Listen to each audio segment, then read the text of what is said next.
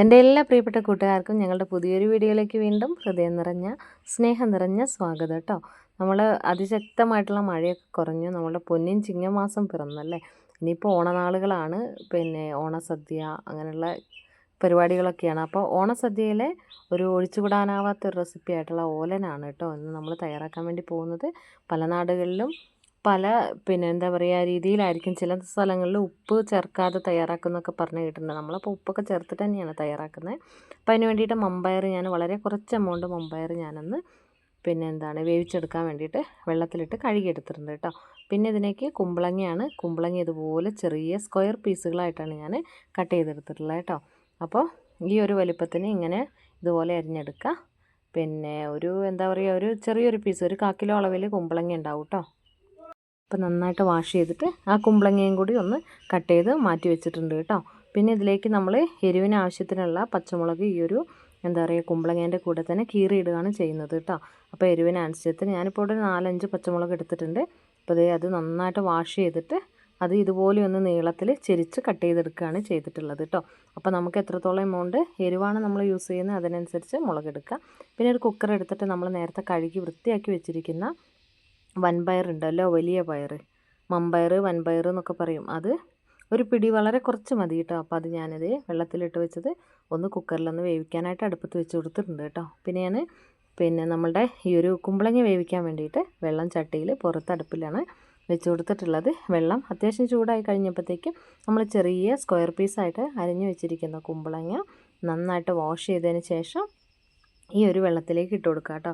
കുമ്പളങ്ങയ്ക്ക് അധികം വേവില്ലാത്തതുകൊണ്ട് തന്നെ വളരെ പെട്ടെന്ന് തയ്യാറാക്കി എടുക്കാൻ പറ്റും. അപ്പോൾ അതുകൊണ്ട് തന്നെ അതിനനുസരിച്ച് വളരെ കുറഞ്ഞ എമൗണ്ട് വെള്ളം മാത്രം ചേർത്താൽ മതി കേട്ടോ.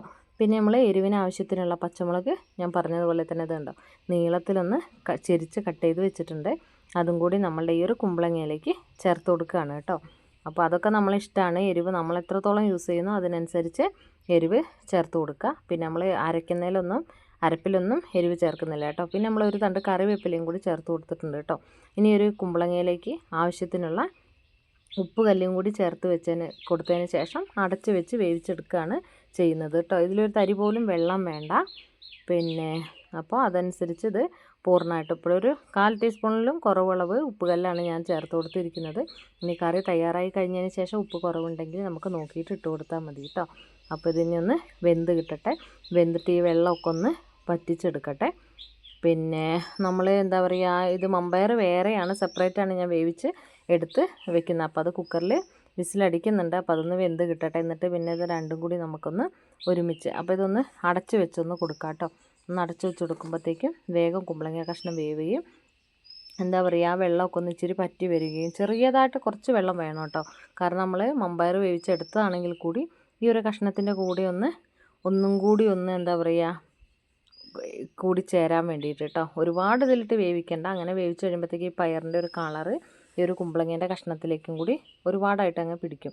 അപ്പോൾ ഞാനിപ്പോൾ ഈ വെച്ച കറി എന്ന് വെച്ചാൽ ഇതാണ് മമ്പയർ ആവശ്യത്തിന് വെന്ത് ഒരുപാട് വേവ് കൂടി പോകരുത് കേട്ടോ. ഒത്തിരി വെന്ത് കൂടി പോയിട്ടുണ്ടെങ്കിൽ കാണാനായിട്ടൊരു ഭംഗി ഉണ്ടാവില്ല. അപ്പോൾ ഇത് കണ്ടില്ലേ, നമ്മളുടെ കുമ്പളങ്ങ ആവശ്യത്തിന് വെന്ത് വെള്ളമൊക്കെ വറ്റി വന്നിട്ടുണ്ട്. അപ്പോൾ അതിലേക്ക് നമ്മൾ മമ്പയർ വളരെ കുറച്ച് എമൗണ്ട് ഞാൻ കഴുകിയപ്പോൾ കാണിച്ചു തന്നില്ലേ, വളരെ കുറച്ച് എമൗണ്ട് എടുത്താൽ മതി കേട്ടോ മമ്പയറൊക്കെ. കാരണം അത് വെന്ത് വരുമ്പോൾ കുറച്ചധികം ഉണ്ടാവും. അപ്പോൾ നമ്മൾ മമ്പയറും കൂടി ചേർത്ത് കൊടുത്തു. ഇനി അതിൽ ചെറുതായിട്ടൊരു വെള്ളമുണ്ട്. അപ്പോൾ ആ വെള്ളമൊക്കെ ഒന്ന് നല്ലോണം പറ്റി ചേർന്ന് വരട്ടെ കേട്ടോ. അപ്പോൾ അതുവരെ നമുക്കൊന്ന് അടച്ചു വെച്ചൊന്ന് കത്തിച്ച് കൊടുക്കാം. അപ്പോൾ അത്യാവശ്യം ഇപ്പം എൻ്റെ കുമ്പളങ്ങ കഷ്ണത്തിനെല്ലാം തന്നെ ഈ ഒരു മമ്പയറിൻ്റെയും കൂടി ആ ഒരു കളറ് പിടിച്ചിട്ടുണ്ട് കേട്ടോ. പിന്നെ ഇതിലേക്ക് നമ്മൾ ആവശ്യത്തിന് നമ്മൾ തേങ്ങ അരച്ച് ചേർക്കുകയല്ല ചെയ്യുന്നത്. ഇത് കണ്ടില്ലേ, നല്ലോണം വെള്ളമൊക്കെ വറ്റി ഇതിങ്ങനെ മതി കേട്ടോ. ഇനി നമ്മളിതിലേക്ക് തേങ്ങ അരച്ചല്ല ചേർക്കുന്നത്, തേങ്ങാപ്പാലാണ് ചേർക്കുന്നത്, 1/4 പാൽ മാത്രം കേട്ടോ. അപ്പോൾ നമ്മൾ നല്ല കട്ടി 1/4 പാൽ എടുത്തിട്ടുണ്ട്. ഒരു 1/4 മുറി തേങ്ങേൻ്റെ 1/4 പാൽ മാത്രമാണ് കേട്ടോ. 1 കപ്പ് വെള്ളത്തിൽ 1/4 പാൽ. ആ കട്ടി തേങ്ങാപ്പാൽ ഈ വേവിച്ച് വെച്ചിരിക്കുന്ന കുമ്പളങ്ങയും മമ്പയറും കൂടി ചേർന്ന് ഈ ഒരു കൂട്ടിലേക്ക് ഒഴിച്ചു കൊടുക്കുകയാണ് കേട്ടോ. വളരെ പെട്ടെന്ന് തയ്യാറാക്കിയെടുക്കാനും പിന്നെ സദ്യകളിലൊന്നും ഒഴിച്ചുവിടാൻ പറ്റാത്തൊരു അടിപൊളി റെസിപ്പിയാണ് കേട്ടോ. പിന്നെ ഇത് 1/4 പാൽ ഒഴിച്ചു കൊടുത്തു. ഇനി ഇത് തിളപ്പിക്കുകയൊന്നും വേണ്ട. അതിനുശേഷം നല്ല ഒരു തണ്ട് കറിവേപ്പിലയും കുറച്ച് പച്ച വെളിച്ചെണ്ണയും കൂടി ഇതിലേക്കൊന്ന് തൂവി കൊടുക്കുക. എന്നിട്ട് അതുവഴിയേ അങ്ങ് അടച്ച് വെച്ച് കൊടുക്കുക കേട്ടോ. പിന്നെ നമ്മൾ വിളമ്പാൻ മാത്രം നേരം ജസ്റ്റ് ഇത് തുറന്നാൽ മതി. കാരണം ഈ ഒരു വെളിച്ചെണ്ണേൻ്റെയും പച്ചക്കറിവേപ്പിലേൻ്റെയും ഒക്കെ ടേസ്റ്റും മണമൊക്കെ ആ കറിക്കൊന്ന് പിടിക്കട്ടെ കേട്ടോ. അത് കണ്ടോ, നല്ല സൂപ്പറായിട്ടുള്ള ഒരു അടിപൊളി കറിയാണ്. അപ്പോൾ നമുക്ക് ഇത്ര തന്നെ ഇത് ചാറ് വേണ്ടാന്നുണ്ടെങ്കിൽ ഇതിലും കുറച്ച് അളവിൽ പിന്നെ നമ്മൾ തേങ്ങാപ്പാൽ എടുത്താൽ മതി കേട്ടോ. അപ്പം നല്ല അടിപൊളിയായിട്ടുള്ള ഒരു സദ്യ വിഭവമാണ്. അപ്പോൾ ഇനി ഓണമൊക്കെ വരുവാണ്, എല്ലാവരും ട്രൈ ചെയ്ത് നോക്കുക. ട്രൈ ചെയ്ത് നോക്കിയിട്ട് നമ്മളെ ഫീഡ്ബാക്ക് അറിയിക്കാനായിട്ട് മറന്നു പോകരുത്. അപ്പോൾ എല്ലാവരും തയ്യാറാക്കി നോക്കുക. പിന്നെ ഒരുപാട് ഓണ വിഭവങ്ങൾ നമ്മുടെ ചാനലിൽ അപ്ലോഡ് ചെയ്തിട്ടുണ്ട്. അതൊക്കെ കാണാത്തവരാണെങ്കിൽ കണ്ടെന്ന് സപ്പോർട്ട് ചെയ്യുക. അതിൻ്റെ ഓണ വിഭവങ്ങളുടെ തന്നെ പ്ലേലിസ്റ്റ് ഉണ്ട്. അപ്പോൾ എല്ലാവരും ഒന്ന് കാണുക. അപ്പോൾ കണ്ടിട്ട് നിങ്ങൾക്ക് ഇഷ്ടപ്പെടുകയാണെങ്കിൽ നമ്മളെ സപ്പോർട്ട് ചെയ്യാനും കൂടി മറന്നു പോകല്ലേ കേട്ടോ. അപ്പോൾ ഈ ഒരു ഓണം നമ്മുടെ ഓരോരുത്തരുടെയും എല്ലാ പ്രതീക്ഷകൾക്കും എല്ലാത്തിനും നല്ലൊരു ആശംസകളാവട്ടെ. എല്ലാവരും തയ്യാറാക്കി നോക്കുക, നന്നായിട്ട് തന്നെ ഓണം ആഘോഷിക്കുക. അപ്പോൾ റെസിപ്പികളൊക്കെ ഒന്ന് ട്രൈ ചെയ്ത് നോക്കുക. ഫീഡ്ബാക്ക് കമൻറ്റ് രൂപത്തിൽ അറിയിക്കണം. എല്ലാവരോടും ഒരുപാട് സ്നേഹം. Thank you for watching.